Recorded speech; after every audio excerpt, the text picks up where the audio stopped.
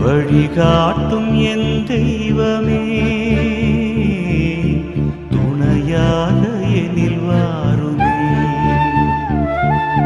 நதி மீது அலைந்தாடும் மகள் போலவே கதி ஏதும்